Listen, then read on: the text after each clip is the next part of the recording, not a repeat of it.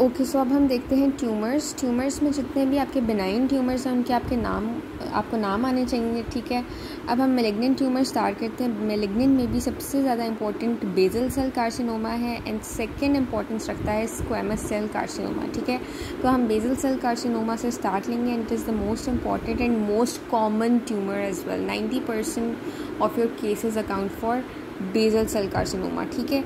तो हम basal cell carcinoma को स्टार्ट करते हैं। ये आपको पता होना चाहिए कि it is mostly present in the elderly people. As के साथ साथ इसके चांसेस जो हैं इंक्रीज़ होते हैं। मोस्टली जो 60 to 80 ईयर्स के एज ग्रुप के लोग होते हैं उनको ये बेजल सेल कार्सिनोमा जो है अफेक्ट करता है। So mostly it is present in elderly people और आपको पता होना चाहिए कि it is the most common malignancy of eyelid और 90% of all the cases account for basal cell carcinoma, ठीक है। उसके बाद आपको ये पता होना चाहिए कि ये कहाँ से अराइज़ करता है। तो ये अराइज़ करता है आपके अपर आईलिड, लोअर आईलिड, इसके अलावा आपके मीडियल और लैटरल कैंथाइज से, ठीक है। और आपको क्या पता होना चाहिए कि ये मेटास्टेसाइज नहीं करता, ठीक है। ये जो आपका ट्यूमर है ये मेटास्टेसाइज नहीं करेगा, ठीक है। स्लोली ग्रो ज़रूर करता है और लोकली इन्वेजिव भी है, ठीक है। यानी ये सिर्फ आई को ही इन्वॉल्व करेगा, लोकली इन्वेजिव है, स्लो ग्रो करता है, लेकिन ये मेटास्टेसाइज नहीं करता, ठीक है। जो आपका मीडियल कैंथस के अलोंग ट्यूमर लोकेटेड होता है ना, वो जो है ऑर्बिट में इन्वेड कर सकता है। It has the chance to invade the orbit, लेकिन मोस्टली जो है स्लो ग्रोइंग होते हैं और वो लोकली इन्वेजिव होते हैं और मेटास्टेसाइज नहीं करते। मगर इन्होंने क्या लिखा है कि जो आपका ट्यूमर मीडियल कैंथस के अलोंग लोकेटेड होता है it is more prone to invade the orbit, ठीक है। अब ट्यूमर्स जो है ये कहाँ से राइज करते हैं, जैसे कि आपको पता है नाम क्या है इस ट्यूमर का, बेजल सेल कार्सिनोमा। तो ऑब्वियसली ये बेजल लेयर ऑफ एपिथेलियम से अराइज करेगा, ठीक है। So this was a brief introduction of basal cell carcinoma. अब हम इसके रिस्क फैक्टर्स देख लेते हैं। तो रिस्क फैक्टर्स में सबसे पहले वही, क्योंकि आपको पता है ये एल्डरली पीपल में होता है, so increasing age is the main risk factor, ठीक है। 60 to 80 ईयर्स का एज ग्रुप जो है वो मोस्ट प्रोन होता है टू बेजल सेल कार्सिनोमा, ठीक है।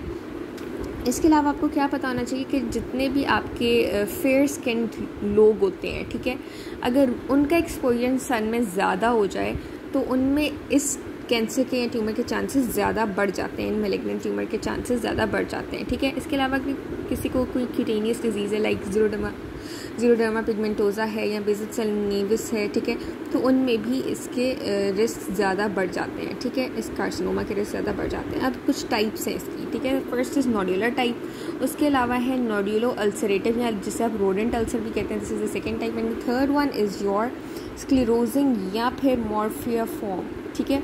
स्क्लेरोजिंग या morphia form, this is the third type, ठीक है। सबसे पहले हम देखते हैं नोड्यूलर टाइप। नोड्यूलर टाइप में आपको जो बेसिकली ट्यूमर है, मेलिग्नेंट ट्यूमर, वो किस तरह का दिखाई देगा। तो it would be basically in appearance, अगर हम देखें अपेरेंस की अगर बात करें तो it would be somehow shiny, firm और इंड्यूरेटेड नोड्यूल होगा। बहुत hard and firm shiny nodule आपको नज़र आएगा जो नोड्यूलर टाइप है, ठीक है। Nodular type of your basal cell carcinoma would appear as shiny firm indurated nodule और उसकी सरफेस पे आपको ब्लड वेसल्स नजर आएंगी, ठीक है। जो नोड्यूलो अल्सरेटिव होगा यानी जो रोडेंट अल्सर होगा वो आपको किस तरह से दिखाई देगा, वो कुछ इस तरह से दिखाई देगा, ठीक है। इसमें आप देख सकते हैं डायग्राम में कि रेज्ड रोल्ड एजेस होते हैं और सिनेरियो में मोस्टली यही वर्ड यूज़ किया जाता है फॉर बेसल सेल कार्सिनोमा और यही वाली टाइप मोस्टली पूछी जाती है कि रेज्ड रोल्ड एजेस का वो लिखते हैं सिनेरियो में। तो ये आपको नोड्यूलो अल्सरेटिव फॉर्म है जिसे रोडेंट अल्सर कहते हैं, उसमें आपको नजर आते हैं ये रेज्ड रोल्ड एजेस, ठीक है। और सेंटर में देखिए आप अल्सरेशन हुई है। सो मेनली रोडेंट अल्सर या नोड्यूलो अल्सरेटिव जो टाइप है उसमें क्या होता है, सेंट्रल अल्सरेशन होती है, रेज्ड रोल्ड एजेस होते हैं और इन रेज्ड रोल्ड एजेस के साथ आपको फाइन ब्लड वेसल्स नजर आएंगी ओवर द लैटरल मार्जिन्स, ठीक है। ओवर द लैटरल मार्जिन्स आपको फाइन ब्लड वेसल्स नजर आएंगी, ठीक है। सो ये होती है नोड्यूलर अल्सरेटिव या रोडेंट अल्सर। उसके बाद आपके पास होता है स्क्लेरोजिंग या मॉर्फिया फॉर्म। इस टाइप में क्या होगा आपके पास कि ये जो टाइप है ना इसमें आपको जो कार्सिनोमा है वो फ्लैट इंड्यूरेटेड प्लेक की फॉर्म में नजर आएगा, ठीक है। ये किस वजह से होता है, क्योंकि इंड्यूरेशन हो रही होती है लैटरली बीनीथ द एपिडर्मिस और उसके रिजल्ट में आपको ये स्क्लेरोजिंग या मॉर्फिया फॉर्म नजर आती है, ठीक है। आप क्लिनिकली जो मार्जिन्स होंगे इस ट्यूमर के वो जो है वो क्लियरली डिफ़ाइन नहीं कर सकते, ठीक है। आप क्लियरली आपको नहीं पता चलता कि इस ट्यूमर के एग्जैक्टली क्या क्या मार्जिन्स हैं इन केस ऑफ स्क्लेरोसिस या मॉर्फिया फॉर्म, ठीक है। अब इसके कुछ डीडीज़ होते हैं बेसल सेल कार्सिनोमा के, वो क्या है कि एक तो है आपके पास स्क्वेमस सेल कार्सिनोमा, दूसरा है सिबोरिक केराटोसिस, ठीक है। स्क्वेमस सेल कार्सिनोमा हो गया, सिबोरिक केराटोसिस हो गया, डर्मोइड सिस्ट हो गया, सिबेशियस ग्लैंड कार्सिनोमा हो गया, ये सारे इसके डीडीज़ हैं, ठीक है। अब आपको पता होना चाहिए कि जो स्क्लेरोसिस या मॉर्फिया फॉर्म है ये लेस कॉमन होता है as compared to the other types, ठीक है, बट ये यूजुअली एग्रेसिव होता है, ठीक है, और ये स्टिमुलेट करता है आपके क्रॉनिक ब्लेफराइटिस को, ठीक है। तो ये आपको पता होना चाहिए इन तीनों टाइप्स के बारे में। नेक्स्ट अब हम देखते हैं स्क्वेमस सेल कार्सिनोमा की ट्रीटमेंट। तो ट्रीटमेंट हम क्या करते हैं, सबसे पहले सर्जरी करते हैं। सर्जरी में आप क्या करेंगे कि ट्यूमर जो है उससे आप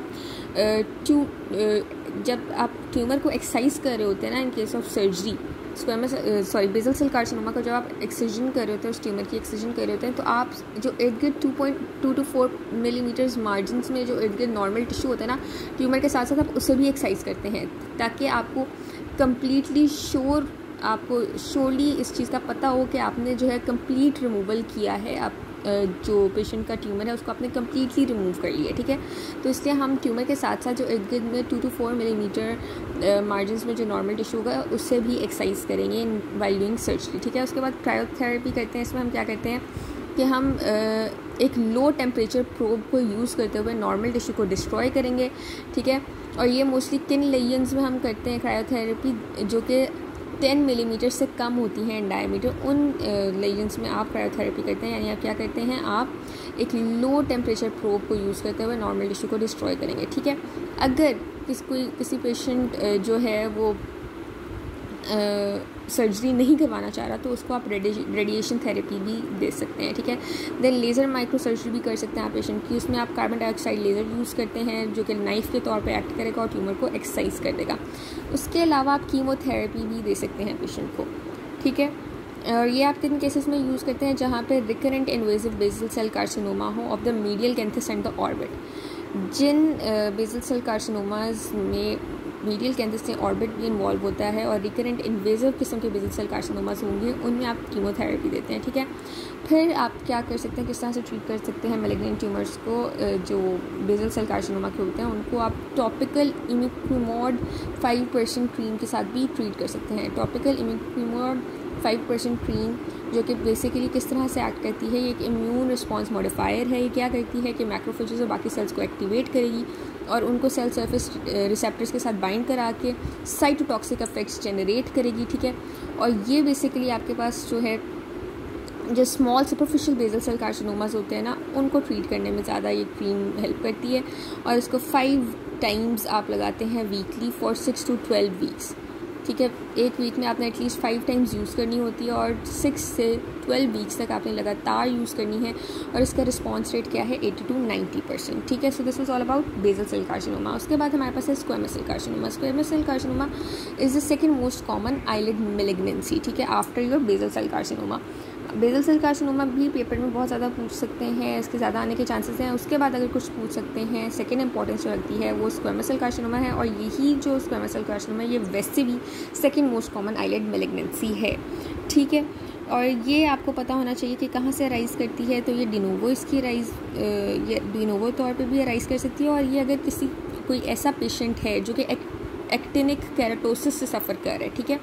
अगर कोई पेशेंट एक्टिनिक केराटोसिस से ऑलरेडी सफ़र कर रहा है, यानी उसमें क्या होता है कि उसके स्किन पे थिक स्केली पैचेस बनते हैं जो कि बाद में कैंसर की तरफ प्रोग्रेस करते हैं, ठीक है। ये इस मोस्टली उन पेशेंट्स में होता है जो कि सन में ज़्यादा एक्सपोज होते हैं या जो यूवी रेडिएशन से ज़्यादा एक्सपोज होते हैं, तो उनमें एक्टिनिक केराटोसिस होता है। इस एक्टिनिक केराटोसिस को आप सेनाइल या सोलर केराटोसिस भी कहते हैं। तो ऐसे पेशेंट्स जो कि एक्टिनिक केराटोसिस के हों, उनमें भी स्क्वेमस सेल कार्सिनोमा के चांसेस बढ़ जाते हैं या डिनोवो तौर पे भी स्क्वेमस सेल कार्सिनोमा हो सकता है, ठीक है। अब जो मेटास्टेसिस है इनकी होती है, हमने देखा था बेसल सेल कार्सिनोमा जो है वो मेटास्टेसिस उसमें नहीं होती थी, लेकिन स्क्वेमस सेल कार्सिनोमा में मेटास्टेसिस होती है। और कहाँ होती है, to the regional lymph nodes, आपको पता होना चाहिए फॉर MCQs, ठीक है। रिस्क फैक्टर्स इसके वही है, एज के साथ साथ बढ़ जाता है, white skin is more prone, ठीक है। और हमने देखा था कि बेसल सेल कार्सिनोमा भी ऐसे था, ठीक है। इसके अलावा जो एक्सटेंडेड एक्सपोजर होता है टू सन, एक्सरेज या केमिकल्स, उनमें ये ज़्यादा होता है। मैंने आपको बताया ना एक्टिनिक केराटोसिस वालों में ये ज़्यादा होता है। एक्टिनिक केराटोसिस सेनाइल या सोलर केराटोसिस भी इसका दूसरा नाम है, यानी ऐसे पेशेंट्स जो सन में ज़्यादा एक्सपोज होते हैं, उनकी जो स्किन है उस पर स्केली पैचेस बनते हैं, थिक स्केली पैचेस बन जाते हैं और वो बाद में कैंसर की तरफ प्रोग्रेस करते हैं, तो उनमें भी इसका जो रिस्क है वो ज़्यादा हो जाता है, इसलिए इन्होंने लिखा हुआ एक्सटेंडेड एक्सपोजर टू सन, ठीक है। इसके अलावा इम्यून सप्रेशन के पेशेंट्स में या ज़ीरोडर्मा पिगमेंटोसा के पेशेंट्स में भी इसके चांसेस ज़्यादा होते हैं स्क्वैमस सेल कार्सिनोमा के, ठीक है। अब हम देखते हैं इसकी कुछ टाइप्स हैं। जो हमारे पास सबसे पहली टाइप है दैट इज़ बोवेंस डिजीज़, ठीक है। बोवेंस डिजीज़ में आपको किस तरह से स्क्वैमस सेल कार्सिनोमा नजर आएगा, इट वुड बी बेसिकली इन सीटो फॉर्म, ठीक है। इन सीटो फॉर्म में आपको नजर आएगा और rough and scaly erythematous hyperkeratotic plaque या पैच की फॉर्म में आपको शार्पली डिमार्केटेड एजेस के फॉर्म में आपको जो है ये कैंसर जो है नज़र आएगा, ठीक है। आपको इसमें basically hyperkeratotic sharply demarcated patches या प्लेक्स नज़र आएंगे, ठीक है। वेयर एज जो आपको नेक्स्ट टाइप है नोड्यूलर टाइप, उसमें आपको हाइपर केराटोटिक नोड्यूल्स नजर आएंगे, क्योंकि नोड्यूलर टाइप है तो इसमें नोड्यूल्स नजर आएंगे। बोवेंस डिजीज़ में आपको हाइपर केराटोटिक पैचेस या प्लेक्स नजर आएंगी, हाइपर केराटोटिक शार्पली डिमार्केटेड पैचेस या प्लेक्स नजर आएंगी। नोड्यूलर टाइप में हाइपर केराटोटिक नोड्यूल्स नजर आएंगे और इन हाइपर केराटोटिक नोड्यूल्स को समटाइम्स जो है वो केराटोकैंथोमा से भी कंफ्यूज किया जाता है। सो दो टाइप्स होगी, एक बोवेंस डिजीज़ होगी, एक नोड्यूलर टाइप होगी। अब तीसरी है अल्सरेटिव फॉर्म। अल्सरेटिव फॉर्म जो है इसमें आपको ऑब्वियसली अल्सर ही नजर आएगा, ठीक है, और उस अल्सर की एक रेड बेस होगी और sharply defined इंड्यूरेटेड and everted borders होंगे, ठीक है।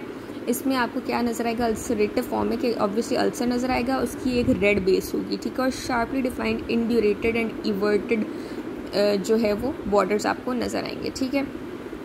उसके बाद इसको ट्रीट हम किस तरह से करेंगे, तो ट्रीटमेंट में हम मोस्टली सर्जिकल एक्ससिजन करते हैं विद 5 to 6 मिलीमीटर, जो सराउंडिंग में नॉर्मल टिश्यू है उसको भी एक्सरसाइज कर देते हैं, ठीक है।